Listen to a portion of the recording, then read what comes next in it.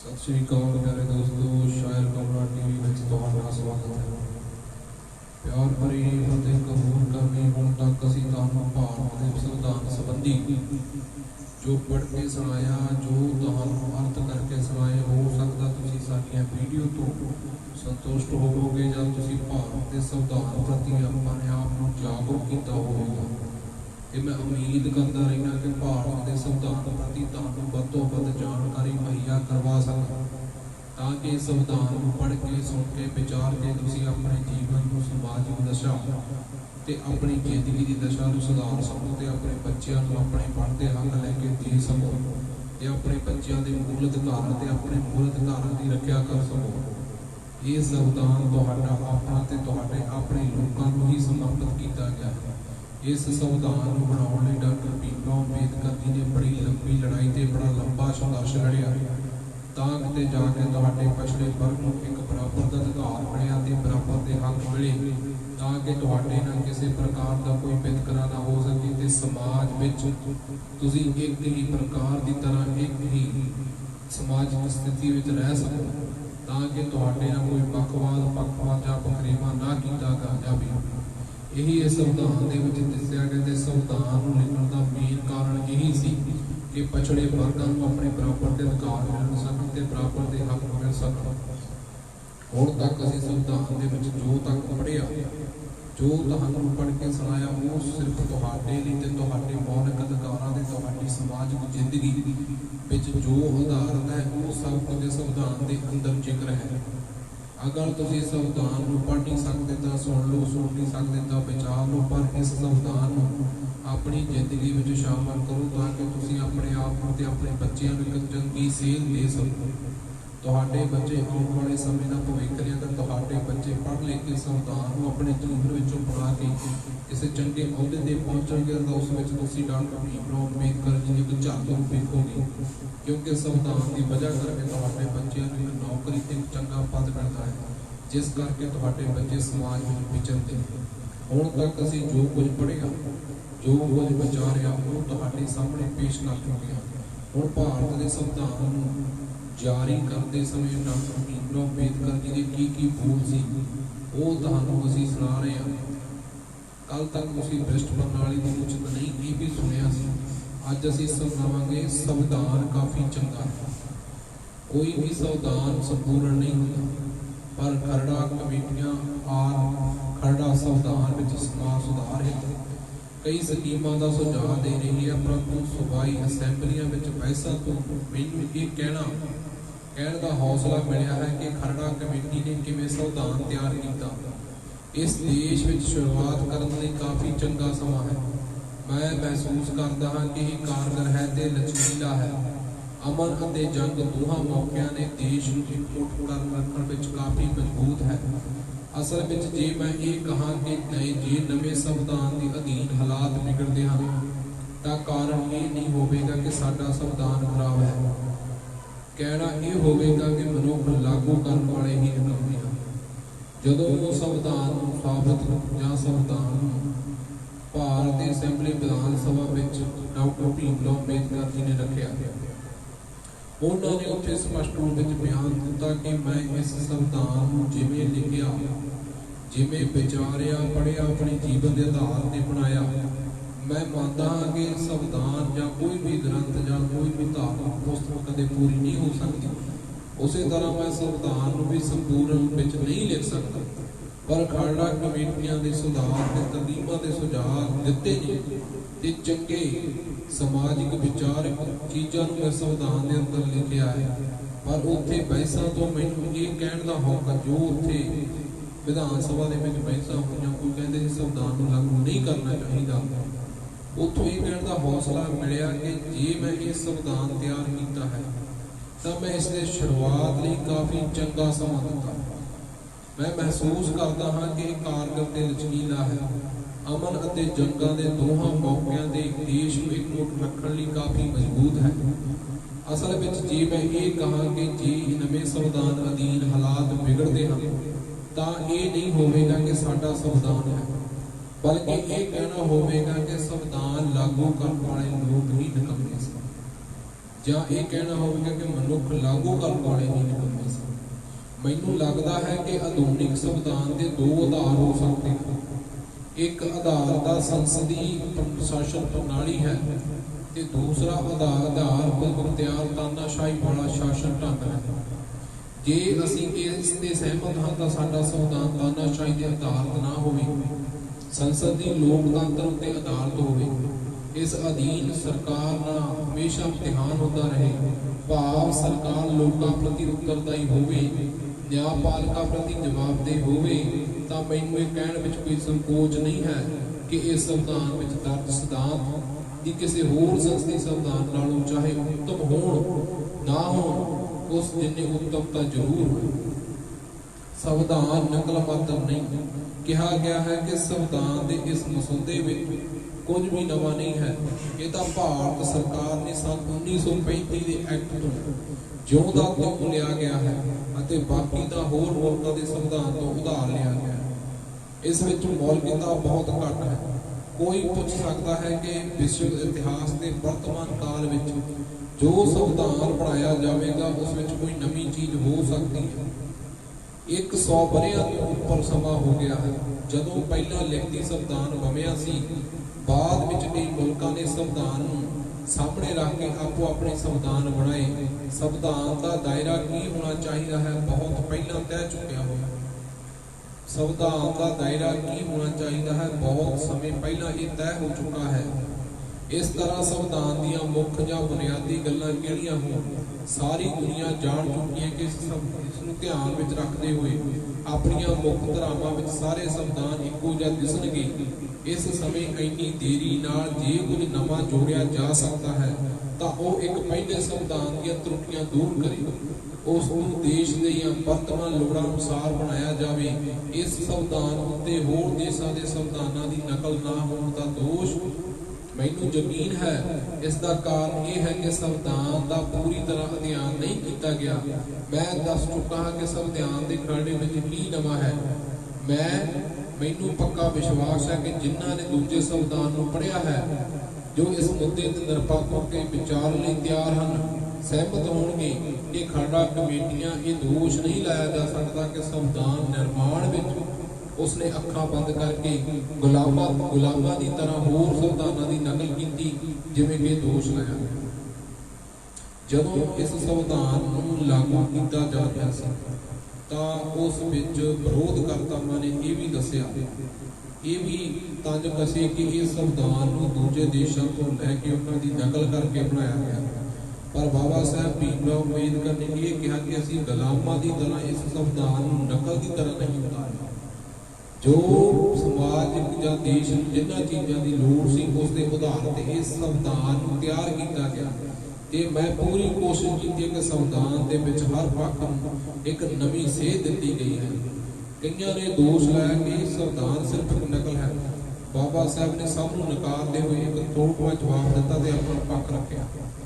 ਸੰਵਿਧਾਨ ਦਾ ਕੰਮਕਾਜ ਲੋਕਾਂ ਤੇ ਰਾਜਨੀਤਿਕ ਦਲਾਂ ਉੱਤੇ ਨਿਰਭਰ ਕਰਦਾ ਹੈ। ਮੈਂ ਮਹਿਸੂਸ ਕਰਦਾ ਹਾਂ ਕਿ ਸੰਵਿਧਾਨ ਜਿੰਨਾ ਮਰਜ਼ੀ ਚੰਗਾ ਹੋਵੇ, ਜੇ ਨਿਕੰਮਿਆਂ ਦੇ ਹੱਥ ਆ ਗਿਆ ਤਾਂ ਇਹ ਮਾੜਾ ਸਾਬਤ ਹੋਵੇਗਾ। ਦੂਜੇ ਪਾਸੇ ਸੰਵਿਧਾਨ ਕਿੰਨਾ ਵੀ ਮਾੜਾ ਹੋਵੇ, ਇੱਕ ਚੰਗਾ ਸਾਬਤ ਹੋਵੇਗਾ ਜੇ ਇਹ ਇਸ ਤਰ੍ਹਾਂ ਕੰਮ ਕਰਨ ਵਾਲੇ ਚੰਗੇ ਹੋਣ। ਬਾਬਾ ਸਾਹਿਬ ਨੇ ਇਹ ਕਿਹਾ ਕਿ ਮੈਨੂੰ ਮਾਣ ਮਹਿਸੂਸ ਹੁੰਦਾ ਹੈ ਕਿ ਮੈਂ ਸੰਵਿਧਾਨ ਨੂੰ ਲਿਖਿਆ। ਜੇ ਮੈਂ ਸੰਵਿਧਾਨ ਨੂੰ ਜਿੰਨਾ ਮਰਜ਼ੀ ਚੰਗਾ ਲਿਖਿਆ, ਪਰ ਅਗਰ ਜੇ ਨਿਕੰਮੇ ਲੋਕਾਂ ਦੇ ਜਾਂ ਨਿਕੰਮੇ ਲੋਕਾਂ ਦੇ ਲਾਗੂ ਕਰਨ ਵਾਲੇ ਦੇ ਹੱਥ ਆ ਗਿਆ ਤਾਂ ਸੰਵਿਧਾਨ ਮਾੜਾ ਸਾਬਤ ਹੋਵੇਗਾ। ਪਰ ਦੂਜੇ ਪਾਸੇ ਪੱਕੇ ਕਿ ਸੰਵਿਧਾਨ ਚਾਹੇ ਮੈਂ ਕਿੰਨਾ ਵੀ ਮਾੜਾ ਲਿਖਿਆ ਹੋਵੇ, ਪਰ ਅਗਰ ਇਸ ਨੂੰ ਲਾਗੂ ਕਰਨ ਵਾਲੇ ਲੋਕ ਚੰਗੇ ਸਾਬਤ ਹੁੰਦੇ ਨੇ ਤਾਂ ਇਸ ਦੇ ਪ੍ਰਭਾਵ ਚੰਗੇ ਹੁੰਦੇ। ਸੰਵਿਧਾਨ ਦਾ ਕਾਰਜ ਪੂਰੀ ਤਰ੍ਹਾਂ ਇਸ ਗੱਲ ਤੇ ਨਿਰਭਰ ਨਹੀਂ ਕਿ ਸੰਵਿਧਾਨ ਦਾ ਸੁਭਾਅ, ਸੰਵਿਧਾਨ ਦਾ ਸਰੂਪ ਕੀ ਹੈ। ਸੰਵਿਧਾਨ ਤਾਂ ਕੇਵਲ ਰਾਜ ਦੇ ਅੰਗਾਂ ਜਿਵੇਂ ਵਿਧਾਨ ਮੰਡਲ, ਕਾਰਜਪਾਲਿਕਾ ਤੇ ਨਿਆਂਪਾਲਿਕਾ ਦੀ ਵਿਵਸਥਾ ਕਰ ਸਕਦਾ ਹੈ। ਰਾਜ ਦੇ ਇਹਨਾਂ ਅੰਗਾਂ ਦੀ ਕਾਰਜ ਪ੍ਰਣਾਲੀ ਜਿਨ੍ਹਾਂ ਤੱਤਾਂ ਤੇ ਨਿਰਭਰ ਕਰਦੀ ਹੈ ਉਹ ਹਨ ਲੋਕ ਅਤੇ ਰਾਜਨੀਤਿਕ ਦਲ, ਜੋ ਜਨਤਾ ਦੀ ਇੱਛਾ ਤੇ ਨੀਤੀ ਨੂੰ ਲਾਗੂ ਕਰਨ ਦੇ ਸਾਧਨ ਹਨ। ਕੌਣ ਕਹਿ ਸਕਦਾ ਹੈ ਕਿ ਭਾਰਤ ਦੇ ਲੋਕ ਅਤੇ ਲੋਕਾਂ ਦੀ ਰਾਜਨੀਤਿਕ ਦਲ ਕਿੱਦਾਂ ਦਾ ਵਿਵਹਾਰ ਕਰਦੇ ਹਨ? ਕਿ ਉਹ ਆਪਣੇ ਉਦੇਸ਼ਾਂ ਦੀ ਪ੍ਰਾਪਤੀ ਲਈ ਸੰਵਿਧਾਨਿਕ ਤੌਰ ਤੇ ਤਰੀਕੇ ਨੂੰ ਅਪਣਾਉਣਗੇ ਜਾਂ ਕਿ ਕ੍ਰਾਂਤੀਕਾਰੀ ਤਰੀਕਿਆਂ ਨੂੰ ਪਹਿਲ ਦੇਣ। ਜੇ ਉਹ ਕ੍ਰਾਂਤੀਕਾਰੀ ਸਾਧਨ ਅਪਣਾਉਂਦੇ ਹਨ, ਚਾਹੇ ਸੰਵਿਧਾਨ ਕਿੰਨਾ ਵੀ ਚੰਗਾ ਹੋਵੇ, ਇਹ ਕਹਿਣ ਲਈ ਕਿਸੇ ਸਿਆਣੇ ਦੀ ਲੋੜ ਨਹੀਂ ਕਿ ਮੇਰਾ ਸੰਵਿਧਾਨ ਪੱਕਾ ਹੀ ਨਾ ਸਫਲ ਹੋਵੇ। ਸੋ ਇਸ ਸੰਵਿਧਾਨ ਬਾਰੇ ਕੋਈ ਨਿਰਣਾ ਦੇਣਾ ਫਜ਼ੂਲ ਹੈ, ਬਿਨਾਂ ਇਹ ਸੋਚਿਆ ਕਿ ਲੋਕ ਅਤੇ ਰਾਜਨੀਤਿਕ ਦਲ ਕਿਵੇਂ ਵਿਚਰਦੇ ਹਨ। ਲੋਕਾਂ ਵਿੱਚ ਸੰਵਿਧਾਨਕ ਨੈਤਿਕਤਾ ਦੀ ਪਸਾਰਾ ਹੋਣਾ ਅਤਿਅੰਤ ਜ਼ਰੂਰੀ ਹੈ। ਸੰਵਿਧਾਨ ਨੈਤਿਕਤਾ ਤੋਂ ਵਿਦਵਾਨ ਗਰੁੱਡੇ ਦਾ ਭਾਵ ਹੈ ਸੰਵਿਧਾਨ ਦੇ ਸਰੂਪ ਅੰਗਾਂ ਪ੍ਰਤੀ ਉਚਤਮ ਸ਼ਰਧਾ। ਇਹਨਾਂ ਸਰੂਪਾਂ ਦੇ ਅਧੀਨ ਕਾਰਜ ਕਰਨ ਵਾਲੇ ਅਧਿਕਾਰੀਆਂ ਦੀ ਆਗਿਆ ਦਾ ਪਾਲਣ ਕਰਨਾ, ਪਰੰਤੂ ਇਸ ਨਾਲ ਨਿਸ਼ਚਿਤ ਕਾਨੂੰਨੀ ਸੰਬੰਧੀ ਅਧੀਨ ਭਾਸ਼ਣ ਤੇ ਕਾਰਜ ਸੁਤੰਤਰਤਾ ਦੀ ਬਿਰਤੀ ਪੈਦਾ ਕਰਨੀ ਹੋਵੇ।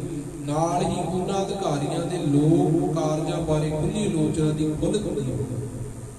ਨਾਲ ਹੀ ਹਰ ਨਾਗਰਿਕ ਦੇ ਮਨ ਵਿੱਚ ਇਹ ਵਿਸ਼ਵਾਸ ਵੀ ਪੈਦਾ ਹੋਵੇ ਕਿ ਦਲ ਦੇ ਸੰਘਰਸ਼ ਦੀ ਕੁੜਿੱਤਣ ਦੇ ਬਾਵਜੂਦ ਸੰਵਿਧਾਨ ਦੇ ਸਰੂਪ ਪ੍ਰਤੀ ਉਸਦੇ ਵਿਰੋਧੀਆਂ ਅੰਦਰ ਵੀ ਉਹ ਆਦਰ ਸਤਿਕਾਰ ਹੋਵੇ ਜੋ ਉਸਦੇ ਮਨ ਵਿੱਚ ਹੈ।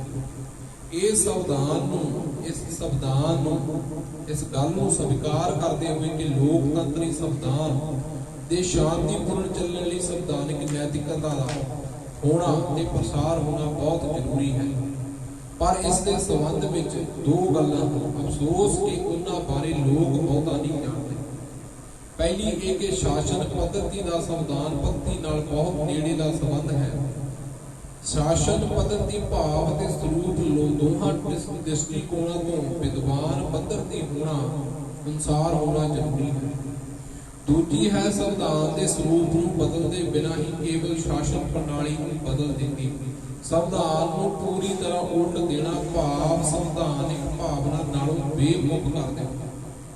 ਉਹ ਭਾਵਨਾ ਦਾ ਵਿਰੋਧ ਇਸ ਤੋਂ ਭਾਵ ਹੈ ਇਹ ਸਿੱਟਾ ਨਿਕਲਦਾ ਹੈ ਕਿ ਜਿੱਥੇ ਲੋਕ ਸੰਵਿਧਾਨਿਕ ਨੈਤਿਕਤਾ ਨਾਲ ਉਤਪ੍ਰੋਤ ਹੋਣਗੇ, ਜਿਵੇਂ ਕਿ ਗਰੁੱਡੇ ਨੇ ਕਿਹਾ ਕਿ ਸੰਵਿਧਾਨਿਕ ਨੈਤਿਕਤਾ ਦੀ ਕੋਈ ਸੁਭਾਵਕ ਭਾਵਨਾ ਨਹੀਂ, ਇਸ ਲਈ ਯਤਨ ਕਰਨ ਦੀ ਲੋੜ ਹੈ। ਮਹਿਸੂਸ ਕਰਨਾ ਚਾਹੀਦਾ ਕਿ ਸਾਡੇ ਲੋਕਾਂ ਨੇ ਇਸ ਦੀ ਆਦਤ ਪਾਉਣੀ ਹੈ। ਭਾਰਤ ਵਿੱਚ ਲੋਕਤੰਤਰ ਅਜੇ ਉੱਤੇ ਤੋਂ ਉੱਤੇ ਹੈ, ਅਜੇ ਇਹ ਲੋਕਾਂ ਦਾ ਤੰਤਰ ਨਹੀਂ ਬਣਿਆ। ਘੱਟ ਗਿਣਤੀਆਂ ਨੂੰ ਨਜ਼ਰ ਅੰਦਾਜ਼ ਨਾ ਕੀਤਾ ਜਾਵੇ। ਮੇਰੇ ਮਿੱਤਰ ਇਹ ਕਹਿੰਦੇ ਹਨ ਕਿ ਮੈਂ ਸੰਵਿਧਾਨ ਬਣਾਇਆ, ਪਰ ਇਹ ਕਹਿਣ ਲਈ ਤਿਆਰ ਹਾਂ ਕਿ ਮੈਂ ਇਸ ਸੰਵਿਧਾਨ ਨੂੰ ਸਾੜਨ ਵਾਲਾ ਪਹਿਲਾ ਵਿਅਕਤੀ ਹੋਵਾਂਗਾ। ਮੈਨੂੰ ਇਹ ਨਹੀਂ ਚਾਹੀਦਾ ਕਿ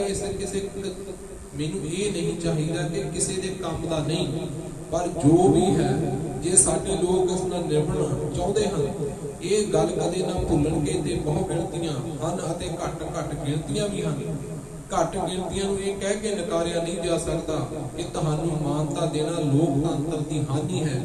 ਮੇਰਾ ਕਹਿਣਾ ਹੈ ਕਿ ਘੱਟ ਗਿਣਤੀਆਂ ਨੂੰ ਹਾਨੀ ਪਹੁੰਚਾਉਣ ਨਾਲ ਬਹੁਤ ਵੱਡਾ ਨੁਕਸਾਨ ਹੋਵੇਗਾ। ਪਿਛਲੀ ਵਾਰ ਮੈਂ ਕਿਹਾ ਕਿ ਸੰਵਿਧਾਨ ਨੂੰ ਸਾੜਨਾ ਚਾਹੁੰਦਾ ਹਾਂ। ਜਲਦਬਾਜ਼ੀ ਵਿੱਚ ਮੈਂ ਕਾਰਨ ਨਹੀਂ ਦੱਸ ਸਕਿਆ। ਹੁਣ ਮੇਰੇ ਮਿੱਤਰ ਨੇ ਪੂਰਾ ਮੌਕਾ ਦਿੱਤਾ ਹੈ ਕਿ ਮੈਂ ਕਾਰਨ ਦੱਸਾਂਗਾ। ਕਾਰਨ ਇਹ ਹੈ ਕਿ ਅਸੀਂ ਇੱਕ ਮੰਦਿਰ ਬਣਾਇਆ ਕਿ ਦੇਵਤੇ ਆਵੇ ਅਤੇ ਇਸ ਵਿੱਚ ਨਿਵਾਸ ਕਰੇ, ਪਰੰਤੂ ਇਸ ਤੋਂ ਪਹਿਲਾਂ ਕਿ ਦੇਵਤੇ ਨੂੰ ਸਥਾਪਿਤ ਕੀਤਾ ਜਾਵੇ ਅਤੇ ਸ਼ੈਤਾਨ ਮੰਦਿਰ ਉੱਤੇ ਕਾਬਜ ਹੋ ਜਾਵੇ ਤਾਂ ਮੰਦਿਰ ਨੂੰ ਤਬਾਹ ਕੀਤੇ ਬਿਨਾਂ ਕੋਈ ਹੋਰ ਚਾਰਾ ਨਹੀਂ ਹੋਵੇਗਾ। ਅਸੀਂ ਨਹੀਂ ਸੀ ਚਾਹਿਆ ਕਿ ਇਸ ਸੰਵਿਧਾਨ ਵਿੱਚ ਕਿ ਸ਼ੈਤਾਨ ਰਹਿਣ ਜਾਂ ਅਸੀਂ ਨਹੀਂ ਚਾਹੁੰਦੇ ਕਿ ਇਸ ਤਰ੍ਹਾਂ ਅਸੀਂ ਸੰਵਿਧਾਨ ਵਿੱਚ ਇੱਕ ਸ਼ੈਤਾਨ ਨੂੰ ਰਹਿਣ ਦੇਈਏ। ਅਸੀਂ ਚਾਹੁੰਦੇ ਹਾਂ ਕਿ ਦੇਵਤੇ ਇਸ ਵਿੱਚ ਰਹਿਣ, ਲੋਕ ਸੰਵਿਧਾਨ ਦੇ ਵਿੱਚ ਰਹਿਣ। ਇਸ ਕਾਰਨ ਮੈਂ ਕਿਹਾ ਸੀ ਕਿ ਮੈਂ ਇਸ ਨੂੰ ਜਲਾਉਣਾ ਪਸੰਦ ਕਰਾਂਗਾ। ਸੰਵਿਧਾਨ ਇੱਕ ਅਦਭੁਤ ਦਸਤਾਵੇਜ਼ ਹੈ। ਮੈਂ ਫਕਰ ਨਾਲ ਹੀ ਕਹਿੰਦਾ ਹਾਂ ਕਿ ਸੰਵਿਧਾਨ ਵਿੱਚ ਦੇਸ਼ ਨੂੰ ਦਿੱਤਾ ਗਿਆ ਹੈ, ਉਹ ਇੱਕ ਅਦਭੁਤ ਦਸਤਾਵੇਜ਼ ਹੈ। ਇਹ ਮੈਂ ਹੀ ਨਹੀਂ ਕਹਿੰਦਾ, ਇਹ ਬਹੁਤ ਲੋਕ ਕਹਿੰਦੇ ਹਨ। ਸੰਵਿਧਾਨ ਦੇ ਹੋਰ ਬਹੁਤ ਸਾਰੇ ਵਿਦਿਆਰਥੀ ਚਾਹੁੰਦੇ ਹਨ ਕਿ ਇਹ ਬਹੁਤ ਸਰਲ ਤੇ ਸੌਖਾ। ਮੁੱਖ ਵਿਸ਼ੇਸ਼ਤਾਵਾਂ ਭਾਰਤ ਇੱਕ ਹੈ ਤੇ ਇੱਕ ਭਾਰਤ ਇਸ ਸੰਵਿਧਾਨਿਕ ਸੰਘੀ ਢਾਂਚੇ ਵਾਲਾ। ਭਾਰਤ ਨੂੰ ਇੱਕ ਯੂਨੀਅਨ, ਇੱਕ ਏਕਤਾ ਮਤ ਕਿਹਾ ਗਿਆ ਹੈ, ਭਾਵੇਂ ਕਿ ਇਸ ਦਾ ਢਾਂਚਾ ਸੰਘੀ ਹੈ, ਪਰ ਇਸ ਦੇ ਨਾਲ ਕਿਸੇ ਪ੍ਰਚਲਿਤ ਧਾਰਨਾ ਨੂੰ ਕੋਈ ਫਰਕ ਨਹੀਂ ਪੈਂਦਾ। ਸੰਵਿਧਾਨ ਵਿੱਚ ਇਹ ਗੱਲ ਮਹੱਤਵਪੂਰਨ ਹੈ, ਇਹ ਗੱਲ ਸਪਸ਼ਟ ਹੈ ਕਿ ਸੰਘ ਸ਼ਬਦ ਦੀ ਵਰਤੋਂ ਜਾਣ ਬੁੱਝ ਕੇ ਕੀਤੀ ਗਈ ਹੈ। ਮੈਂ ਨਹੀਂ ਸੀ ਜਾਣਦਾ ਕਿ ਕੈਨੇਡਾ ਦੇ ਸੰਵਿਧਾਨ ਵਿੱਚ ਸ਼ਬਦ ਸੰਘ ਦੀ ਵਰਤੋਂ ਕਿਉਂ ਕੀਤੀ ਗਈ। पर मैं ये दस सकता हाँ कि खालड़ा कमेटी ने ये शब्द क्यों इस्तेमाल किया। खालड़ा कमेटी ये स्पष्ट करना चाहती सी कि भावें भारत एक संघी विदेश बन जा रहा है, पर संघ विच शामिल होण लई इन्हां राज्यां नाल किसी समझौते का सिੱਟਾ नहीं, क्योंकि संघ किसी समझौते का सिੱਟਾ का नतीजा नहीं। इसलिए किसी भी राज नूं संघ नालों अलग होण का अधिकार नहीं, क्योंकि संघ एक मात्र एक एकता है, इसलिए खत्म नहीं हो सकता। प्रशासन पक्षों सहूलत लई भावें देश के ਵੱਖ-ਵੱਖ सूबिਆਂ ਵਿੱਚ ਵੰਡਿਆ होवे, देश एक है, देश के लोग एक ਹਨ, एक शासन प्रशासन के अधीन ਹਨ, जिन्हां नूं सारे हक ਵਰਤਣ ਦੇ ਅਧਿਕਾਰ ਹਨ ਤੇ ਇੱਕੋ ਜਿਹੇ ਸਾਧਨ ਵਰਤਣ ਦੇ ਅਧਿਕਾਰ ਹਨ, ਇੱਕੋ ਸੂਤਰ ਹਨ, ਇੱਕ ਸਰੋਤ ਤੋਂ ਪ੍ਰਾਪਤ ਹੋਏ ਹਨ। संविधान एक मात्र ते संगात्मक दोनों है, संविधान एकात्मक ते संगात्मक दोनों है। साडा संविधान समय ते परिस्थितियां दी लोड़ां अनुसार एकमात्र संगात्मक दोहां तरह ही हो सकता। आम हालातां विच राज व्यवस्था संगात्मक पद्धति अनुसार चलाई जा सकती है, पर जंग समय प्रस्तुत संविधान इस प्रकार बनाया गया कि राज व्यवस्था केंद्रीय हिसाब नाल हो सकती है। संविधान के इस मसौदे विच ऐसे उपाय ते ढंग तरीके हैं ते दर्ज किए गए हैं कि भारत देश संगात्मक होने के नाल उन्हां सारे मूल मुद्दों उत्ते एक रहेगा जो देश की एकता बरकरार रखने लई जरूरी हैं। इस संबंधी समझौते विच 3 उपाय किए गए हैं। सारे देश विच एक न्याय प्रणाली होवे, मूल कानूना भावें सिविल होण भावें दंड संबंधी होण, एक रूपता होवे, सारे महत्वपूर्ण पदां ते नियुक्ति लई सारे देश विच इक्को लोक सेवा होवे। मौलिक अधिकारां बारे सारी आलोचना एक गलत धारणा उत्ते आधारित है। पहली गल तां इह है कि मौलिक अते गैर मौलिक अधिकारां विच की अंतर होना चाहिए। इस बारे की गई आलोचना सच आधारित नहीं है। यह कहना गलत है कि मौलिक अधिकार असीम हैं, जदों कि गैर मौलिक अधिकार असीम नहीं हैं। इन्हां दोहां विच असल बहुत फर्क है कि गैर मौलिक अधिकार ਵੱਖ-ਵੱਖ राजनीतिक दलों के आपसी समझौते तो बनते हैं, पैदा होते हैं, जदों कि मौलिक अधिकार कानून की देन हैं, क्योंकि मौलिक अधिकार राज की देन हैं। इसका मतलब ये नहीं कि राज उन्हां उत्ते पाबंदी ला सकता। मौलिक अधिकार रखण पिछों 2 उद्देश होते हैं।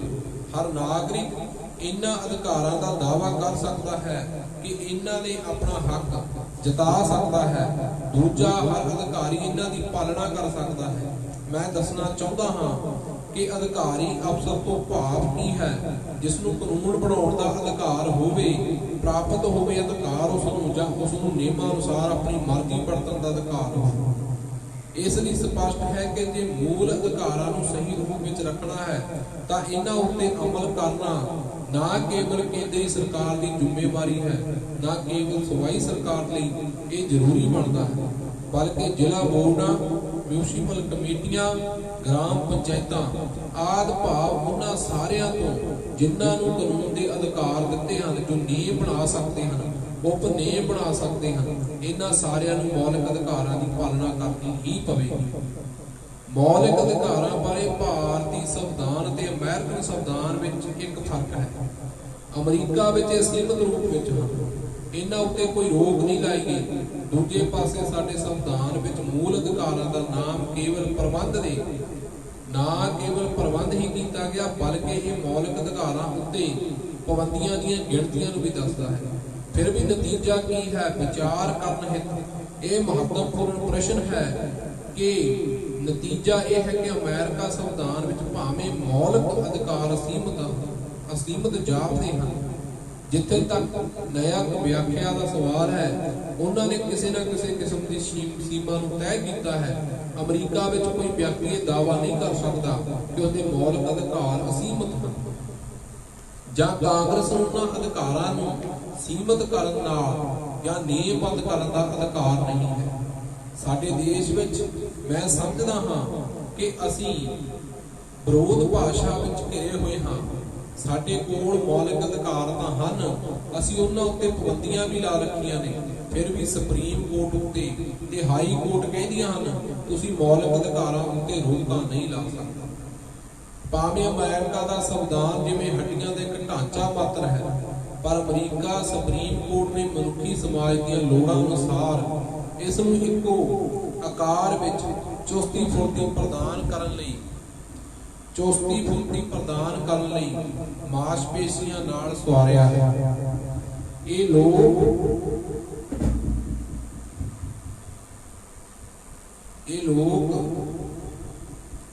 ਇਹ ਕਿਵੇਂ ਹੋਇਆ? ਲੋੜਾਂ ਅਨੁਸਾਰ। ਭਾਵੇਂ ਅਮਰੀਕਾ ਦਾ ਸੰਵਿਧਾਨ ਜਿਵੇਂ ਹੱਡੀਆਂ ਦਾ ਇੱਕ ਢਾਂਚਾ ਮਾਤਰ ਹੈ, ਪਰ ਅਮਰੀਕੀ ਸੁਪਰੀਮ ਕੋਰਟ ਨੇ ਮਨੁੱਖੀ ਸਮਾਜ ਦੀਆਂ ਲੋੜਾਂ ਅਨੁਸਾਰ ਇਸ ਨੂੰ ਇੱਕੋ ਆਕਾਰ ਦੀ ਚੁਸਤੀ ਫੁਰਤੀ ਪ੍ਰਦਾਨ ਕਰਨ ਲਈ ਮਾਸਪੇਸ਼ੀਆਂ ਨਾਲ ਸਵਾਰਿਆ ਹੈ। ਭਾਵ ਕਿ ਅਧਿਕਾਰਾਂ ਅਤੇ ਰਾਜ ਦੇ ਹਿੱਤਾਂ ਵਿੱਚ ਤਾਲਮੇਲ ਬਿਠਾਉਣ ਲਈ ਕਿਹਾ ਗਿਆ ਹੈ। ਤਾਂ ਸ਼ੁਰੂਆਤੀ ਸੋਚ ਕਾਫੀ ਵਿਚਾਰ ਤੋਂ ਬਾਅਦ ਸੰਵਿਧਾਨ ਦੇ ਦੋ ਸਿਧਾਂਤ ਨਿਰਧਾਰਿਤ ਕੀਤੇ ਗਏ ਹਨ। ਇੱਕ ਸਿਧਾਂਤ ਹੈ ਅਮਰੀਕਾ ਦੇ ਹਰ ਰਾਜ ਕੋਲ ਉਸ ਨੂੰ ਪੁਲਿਸ ਪਾਵਰ ਕਿਹਾ ਜਾਂਦਾ ਹੈ। ਇਸ ਸਿਧਾਂਤ ਦਾ ਭਾਵ ਹੈ ਕਿ ਰਾਜ ਆਪਣੀ ਰੱਖਿਆ ਆਪ ਕਰਨ ਦਾ ਅਧਿਕਾਰ ਰੱਖਦਾ ਹੈ। ਚਾਹੇ ਸੰਵਿਧਾਨ ਸਪਸ਼ਟ ਤੌਰ ਤੇ ਇਸ ਅਧਿਕਾਰ ਦੇਵੇ ਚਾਹੇ ਨਾ ਦੇਵੇ, ਪੁਲਿਸ ਪਾਵਰ ਅੰਦਰੂਨੀ ਗੱਲ ਹੈ ਕਿ ਠੀਕ ਉਸੇ ਪ੍ਰਕਾਰ ਜਿਵੇਂ ਸਾਡੀਆਂ ਕੋਰਟਾਂ ਨੂੰ ਖਾਸ ਪ੍ਰਸਥਿਤੀਆਂ ਵਿੱਚ ਨਿਆਂ ਕਰਨ ਲਈ ਅੰਦਰ ਖਾਤੇ ਸ਼ਕਤੀਆਂ ਪ੍ਰਾਪਤ ਹਨ। ਇਸ ਪੁਲਿਸ ਪਾਵਰ ਦੇ ਸਿਧਾਂਤ ਕਾਰਨ ਅਮਰੀਕੀ ਸੁਪਰੀਮ ਕੋਰਟ ਦੇ ਅਮਰੀਕੀ ਨਾਗਰਿਕ ਦੇ ਮੌਲਿਕ ਅਧਿਕਾਰਾਂ ਉੱਤੇ ਕੁਝ ਰੋਕਾਂ ਲਾਉਣ ਲਈ ਯੋਗ ਹੋਈ ਹੈ। ਦੂਜਾ ਸਿਧਾਂਤ ਜੋ ਅਮਰੀਕਾ ਸੁਪਰੀਮ ਕੋਰਟ ਨੇ ਵਿਕਸਿਤ ਕੀਤਾ ਹੈ, ਜਿਸ ਨੂੰ ਇਸ ਸੰਵਿਧਾਨ ਦੀ ਕੋਰਟ ਨੇ ਫੈਸਲਿਆਂ ਅਨੁਸਾਰ ਕਿਸੇ ਵਿਸ਼ੇਸ਼ ਅਧਿਕਾਰੀ ਨੂੰ ਕੋਈ ਵਿਸ਼ੇਸ਼ ਇੰਟਰਲਾਈਨ ਪਾਵਰਸ ਦਾ ਸਿਧਾਂਤ ਕਿਹਾ ਜਾਂਦਾ ਹੈ, ਜਿਸ ਨੂੰ ਸੰਵਿਧਾਨ ਦੀ ਵਿਆਖਿਆ ਕਰਦੇ ਉਦੇਸ਼ਾਂ ਲਈ ਜੋ ਅਮਰੀਕਾ ਨੇ ਦੂਜਾ ਕਾਨੂੰਨ ਸੁਪਰੀਮ ਕੋਰਟ ਦੇ ਵਿਕਸਿਤ ਕੀਤਾ ਹੈ, ਜਿਸ ਨੇ ਸੰਵਿਧਾਨ ਦੀ ਵਿਆਖਿਆ ਕਰਦੇ ਉਦੇਸ਼ਾਂ ਲਈ ਲਾਗੂ ਕੀਤਾ ਹੈ, ਉਸ ਨੂੰ ਇੰਪਲਾਈਡ ਪਾਵਰਸ ਦਾ ਸਿਧਾਂਤ ਕਿਹਾ ਜਾਂਦਾ ਹੈ। ਸੁਪਰੀਮ ਕੋਰਟ ਦੇ ਫੈਸਲਿਆਂ ਅਨੁਸਾਰ ਜੇ ਕਿਸੇ ਵਿਅਕਤੀ ਅਧਿਕਾਰੀ ਨੂੰ ਕੋਈ ਵਿਸ਼ੇਸ਼ ਅਧਿਕਾਰ ਦਿੱਤੇ ਗਏ ਹਨ, ਤਾਂ ਇਹ ਮੰਨ ਲਿਆ ਹੈ ਕਿ ਆਪਣਾ ਫਰਜ਼ ਨਿਭਾਉਣ ਲਈ ਉਸ ਨੂੰ ਅੱਗੋਂ ਕੋਈ ਅਧਿਕਾਰ ਵੀ ਪ੍ਰਾਪਤ ਹੋਵੇ। ਜੇ ਉਹ ਅਧਿਕਾਰ ਸਪਸ਼ਟ ਰੂਪ ਵਿੱਚ ਨਹੀਂ ਦਿੱਤੇ ਗਏ, ਤਾਂ ਅਮਰੀਕਾ ਦੀ ਸੁਪਰੀਮ ਕੋਰਟ ਇਹ ਮੰਨ ਕੇ ਚੱਲਦੀ ਹੈ ਕਿ ਸੰਵਿਧਾਨ ਵਿੱਚ ਨਿਹਿਤ ਹਨ ਤੇ ਸੰਵਿਧਾਨ ਇਸ ਦੀ ਆਗਿਆ ਦਿੰਦਾ ਹੈ। ਮੌਲਿਕ ਅਧਿਕਾਰਾਂ ਦੀ ਸੰਵਿਧਾਨ ਦੀ ਪ੍ਰਿਆਕਲ ਉਦੇਸ਼ਿਕਾ ਦਾ ਅਸਲ ਆਧਾਰ ਹੈ। ਉਦੇਸ਼ਿਕਾ ਕਹਿੰਦੀ ਹੈ ਕਿ ਸੰਵਿਧਾਨ ਅਸਲ ਨੀਂਹ ਸੁਤੰਤਰਤਾ, ਸਮਾਨਤਾ ਤੇ ਭਾਈਚਾਰਾ ਹੋਵੇਗਾ। ਸੰਵਿਧਾਨ ਨੇ ਇਸ ਉਦੇਸ਼ ਦੀ ਪੂਰਤੀ ਲਈ ਮੂਲ ਅਧਿਕਾਰਾਂ ਦੁਆਰਾ ਹੋਣੀ ਚਾਹੀਦੀ ਹੈ। ਸੋ ਮੇਰਾ ਫਰਜ਼ ਹੈ ਕਿ ਮੈਂ ਹਰ ਸੰਸਦ ਨੂੰ ਦੱਸਣਾ ਚਾਹੁੰਦਾ ਹਾਂ ਕਿ ਜਦੋਂ ਕਦੇ ਮੌਲਿਕ ਅਧਿਕਾਰਾਂ ਉੱਤੇ ਹਮਲਾ ਹੁੰਦਾ ਹੈ ਤਾਂ ਉਸ ਨੂੰ ਆਪਣੀ ਵਿਅਕਤੀਗਤ ਜ਼ਿੰਮੇਵਾਰੀ ਤੋਂ ਇਲਾਵਾ ਗੰਭੀਰ ਹੋਣਾ ਚਾਹੀਦਾ ਹੈ। ਮਾੜੀ ਗੱਲ ਇਹ ਹੈ ਕਿ ਰੁੱਖ ਦਿਖਾਈ ਨਹੀਂ ਦਿੰਦਾ। ਇਸ ਦੇਸ਼ ਵਿੱਚ ਮੁੱਢਲੇ ਅਧਿਕਾਰਾਂ ਦਾ ਇਤਿਹਾਸ ਬਹੁਤ ਮਨੋਰੰਜਕ ਹੈ। ਭਾਵ ਪੁਰਾਣੇ ਸਮੇਂ ਹਿੰਦੂ ਰਾਜੇ ਦੇ ਅਧੀਨ ਕੇਵਲ ਬ੍ਰਾਹਮਣ ਤੇ ਗਾਂ ਨੂੰ ਹੀ ਇਹ ਮੁੱਢਲੇ ਅਧਿਕਾਰਾਂ ਦਾ ਇਤਿਹਾਸ ਬਹੁਤ ਮਨੋਰੰਜਕ ਹੈ। ਹਿੰਦੂ ਰਾਜੇ ਨੇ ਅਧੀਨ ਕੇਵਲ ਬ੍ਰਾਹਮਣ ਤੇ ਗਾਂ ਨੂੰ ਹੀ ਇਹ ਮੌਲਿਕ ਅਧਿਕਾਰ ਪ੍ਰਾਪਤ ਸਨ। ਪਰ ਪੁਰਾਣਾ ਵਿੱਚ ਰਾਜੇ ਨੂੰ ਗੋ ਬ੍ਰਾਹਮਣ ਪ੍ਰਤੀਪਾਲਕ ਕਿਹਾ ਗਿਆ ਹੈ। ਰਾਜੇ ਦਾ ਫਰਜ਼ ਸੀ ਕਿ ਉਹ ਹੋਰ ਕਿਸੇ ਬਾਰੇ ਸੋਚੇ ਨਾ ਸੋਚੇ, ਗਾਂ ਤੋਂ ਇਲਾਵਾ ਹੋਰ ਕਿਸੇ ਪ੍ਰਣਾਲੀ ਦਾ ਧਿਆਨ ਰੱਖੇ ਨਾ ਰੱਖੇ, ਜਦ ਤੱਕ ਬ੍ਰਾਹਮਣ ਅਤੇ ਗਾਂ ਦੀ ਰੱਖਿਆ ਕੀਤੀ ਗਈ ਸੀ, ਰਾਜੇ ਦਾ ਸਵਰਗ ਜਾਣਾ ਨਿਸ਼ਚਿਤ ਹੁੰਦਾ ਸੀ। ਕੋਈ ਵੀ 1772 ਤੱਕ ਭਾਰਤ ਦੀਆਂ ਵੱਖ-ਵੱਖ ਸਰਕਾਰਾਂ ਦੁਆਰਾ ਪਾਸ ਕੀਤਾ ਕਾਨੂੰਨ ਦੇਖੇਗਾ ਤਾਂ ਮੌਲਿਕ ਅਧਿਕਾਰਾਂ ਵਰਗੀ ਕੋਈ ਗੱਲ ਦਰਜ ਨਹੀਂ ਹੈ। ਦੇਸ਼ ਦੇ ਪ੍ਰਸ਼ਾਸਨ ਲਈ ਸੰਸਦ ਦੁਆਰਾ ਪਾਸ ਨਹੀਂ ਕੀਤਾ ਗਿਆ। 1947 ਵਿੱਚ ਜਦੋਂ ਸਵਰਾਜ ਦੇਸ਼ ਦੀ ਅਸਲੀਅਤ ਬਣ ਗਿਆ ਸੀ ਤਾਂ ਜਾ ਕੇ ਮੂਲ ਅਧਿਕਾਰਾਂ ਦੀ ਗੱਲ ਸਾਹਮਣੇ ਆਈ। ਆਪਣੇ ਸੰਵਿਧਾਨ ਵਿੱਚ ਜਿਨ੍ਹਾਂ ਨੂੰ ਅਸੀਂ ਮੌਲਿਕ ਅਧਿਕਾਰ ਕਹਿੰਦੇ ਹਾਂ, ਉਹਨਾਂ ਨੂੰ ਪਹਿਲੀ ਵਾਰ ਸਰਕਾਰ ਰੂਪ ਪ੍ਰਦਾਨ ਕੀਤਾ ਗਿਆ। ਅੰਗਰੇਜ਼ਾਂ ਨੇ ਇੱਥੇ ਰਹਿੰਦਿਆਂ ਭਾਰਤੀਆਂ ਦੇ ਮੌਲਿਕ ਅਧਿਕਾਰਾਂ ਦੀ ਮੰਗ ਕਿਉਂ ਨਹੀਂ ਸੀ ਕੀਤੀ? ਇਸ ਦਾ ਕਾਰਨ ਇਹ ਸੀ ਕਿ ਭਾਵੇਂ ਭਾਰਤ ਵਿੱਚ ਅੰਗਰੇਜ਼ਾਂ ਦਾ ਸਾਮਰਾਜ ਸੀ, इस विच कोई शक नहीं सी। उन्हां ने शासन का एक पहलू सी, इस देश का प्रशासन जिसनूं न्याय समानता का शासन कहा जाता सी, चंगा सी। श्रीमान जी, मैं अपने सूबे की गल करदा हाँ कि न्यायपालिका विच सारे यूरोपीयन सन, पूरी तरह स्वतंत्र सी। अंग्रेज़ां ने इस देश शासन विच इस तरह किया कि कोई सुरक्षित असुरक्षित महसूस करता सी। मैनूं मेरे हिसाब नाल एक ये कारण लगता है कि किसी मूल अधिकारां की मंग नहीं सी कीती, पर ज्यों ही स्वराज की गल सामने आई तां हरेक ने, खास करके घट गिणती वर्ग ने विचार किया कि इस देश के राजनीतिक अधिकारां, इस देश की बहुगिणती के हत्थां विच जाना की संभावना बन गई है। जिन्हां अंदर संविधानिक नैतिकता की घाट है, उन्हां दे सिद्धांत वर्गां दी ही असमानता है। भावें हर समाज में अणबराबरी होती है, जां जो लोग भी शब्द होवे वो अणबराबरी केवल विवाह होती है, वो सिद्धांत नहीं है। परंतु चंद्रमण विचली असमानता एक सिद्धांत है जिसके शिकार इस देश के बहुगिणती लोग होते हैं। दूजी गल ये है कि उन्हां दी जाति व्यवस्था राजनीतिक अते प्रशासनिक भेदभाव की एक तलवार है। सिट्टा यह होया कि मौलिक अधिकार जरूरी हो गए। मूल अधिकारां बारे कांग्रेस पार्टी इन्नी खुश सी कि उन्हां दे मौलिक अधिकारां की जरूरत नूं इसलिए महसूस किया गया। जे भारतीय लोगों के संविधान विच मौलिक अधिकारां दा प्रबंध ना किया गया तो दुनिया नूं की मूंह दिखाउणगे। इस कारण उन्हां दे मौलिक अधिकारां बारे कहा कि मैं विधान सभा विच किसी मैंबर नूं नहीं देखिया जो कहे कि सानू मौलिक अधिकार नहीं चाहिए। मूल अधिकारां नूं इउं समझिया गया कि ये एक किस्म के गहने हैं जिन्हां दी भारतीयां नूं बड़ी लोड़ है। अज उन्हां दा दृष्टिकोण पूरी तरह बदल चुका है। हुण उन्हां मूल अधिकारां नूं लोहे की जंजीर समझ रहे हैं, जिन्हां नूं मौला मिलदियां ही वो तोड़ ला चुके हैं। इन्हां मूल तब्दीली मैं देखी है। मैं अफसोस ना कह रहा कि मूल अधिकारां की प्रति अणगहली करन दा भाव बहुगिणती लोकां नूं सहूलत अनुसार या पार्टी प्रमुख की इच्छा अनुसार इन्हां नूं कदे खत्म किया जा सकता है। ये वतीरा भविख विच अतिअंत घातक नतीजिਆਂ नूं जन्म देवेगा ते अतिअंत घातक साबित होवेगा। निर्देशक सिद्धांत खड़ा संविधान विच मूल अधिकारां तो बाद आउंदे हन, जिन्हां नूं निर्देशक सिद्धांत कहा जाता है। संसदी लोकतंत्र लई बनाए संविधान विच एक नवीं विशेषता है कि संसदी लोकतंत्र लई बनाया गया सिर्फ एक होर संविधान आयरस फ्री स्टेट का है जिस विच सिद्धांत शामिल है। इन्हां नीति सिद्धांतां की आलोचना भी हुई। कहा जाता है कि एक मात्र पवित्र ऐलान हैं, इन्हां नूं लागू किए जाना नहीं जरूरी नहीं। असल विच ये फजूल की आलोचना है। संविधान विच ये गल आखी गई है। जे ये कहा जाए कि निर्देश सिद्धांतां पिछे कोई कानूनी शक्ति नहीं तो मैं ये मनण लई तैयार हाँ, पर मैं ये मनण लई तैयार नहीं कि इन्हां नूं लागू करन लई बिल्कुल भी कोई ताकत या बंधन नहीं है। ना मैं ये मानता है कि बेकार हैं, क्योंकि कानून इन्हां नूं लागू करना जरूरी नहीं मानता। जिन्हां नूं निर्देशक सिद्धांत कहते हैं सिर्फ दूजा ना है हदायत सेधा का फर्क सिर्फ इन्ना है कि हदायतां विधानक कार्य कर लई हन। मैं समझदा इसका स्वागत किया जाना चाहिए है। जिथे अमन कानून अते चंगी सरकार की ताकत जरूरी है, शक्ति जरूरी है, ये भी जरूरी है कि इसनूं नियमित करने लई हदायतां होण, दिशा निर्देश।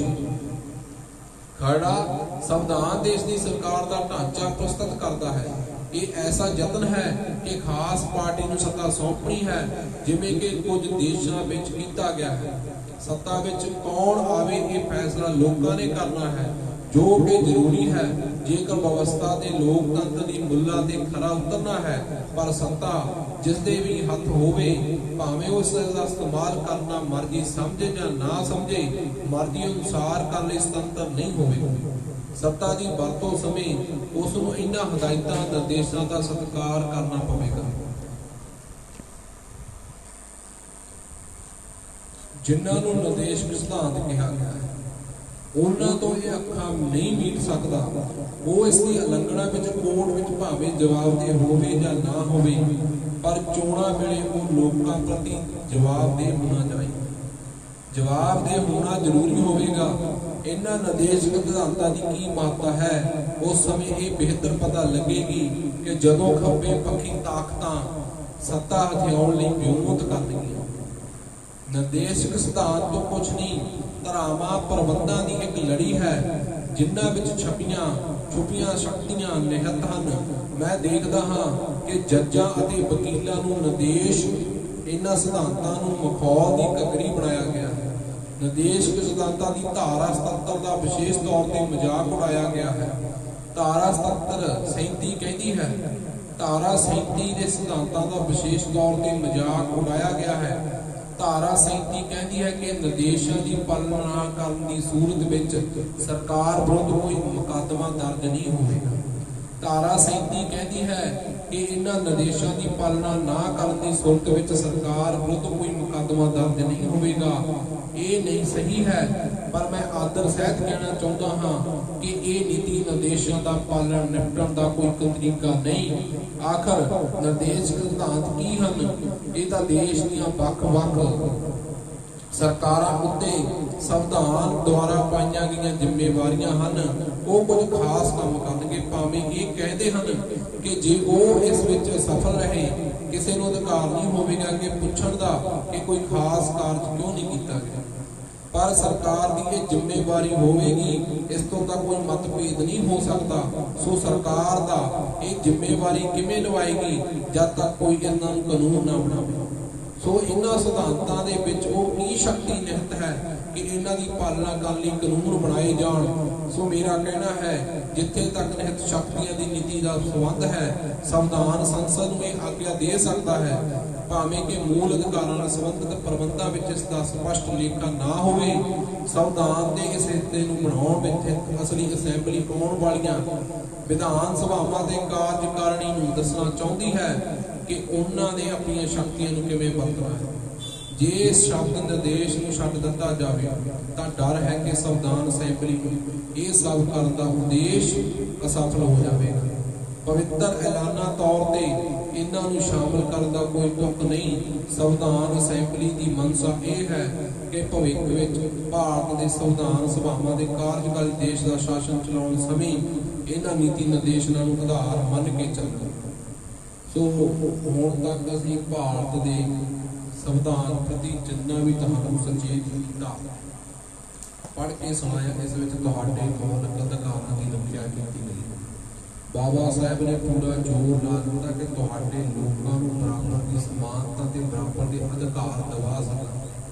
उन्होंने इत्थों तक कह दिता कि लोग इस संविधान को तां नहीं मनना चाहते, लागू करना चाहते तां जो अपना अगर ये संविधान लागू हो गया तो सब प्रति एक समानता का अधिकार पैदा हो। अगर ये संविधान लागू ना किया गया तो तुहाडे लोकां की जो स्थिति है वो उन्होंने उच्च श्रेणियों की स्थिति अनुसार होगी। जो तुहाडे बारे की सोचते, तुहाडे बारे की कहना चाहते।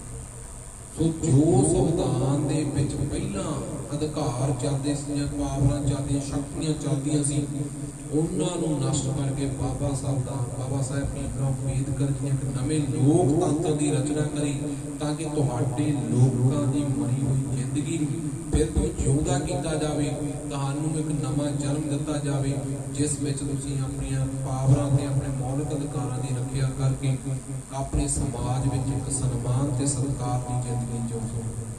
मैं बार बार एक गल कहना, भारत का संविधान किसी जाति, किसी तबके, किसी धर्म या किसी मजहब का नहीं। भारत का संविधान भारत के लोगों के, भारत के लोगों के मौलिक अधिकारां का है। ये संविधान तुहाडे लोकां नूं समर्पित है। सो वध तो वध संविधान पढ़ो ते इस नाल जुड़ो। अगर तुहानूं किसी गल ते कोई स्पष्टी या संतुष्टि नहीं होती तो मेरी वीडियो के कमेंट में अपने सवाल रख सकते हो कि मैं पूरी कोशिश करा कि तुहाडे सवालों का जवाब दे के तुहानूं संतुष्ट कर सकता। सत श्री अकाल।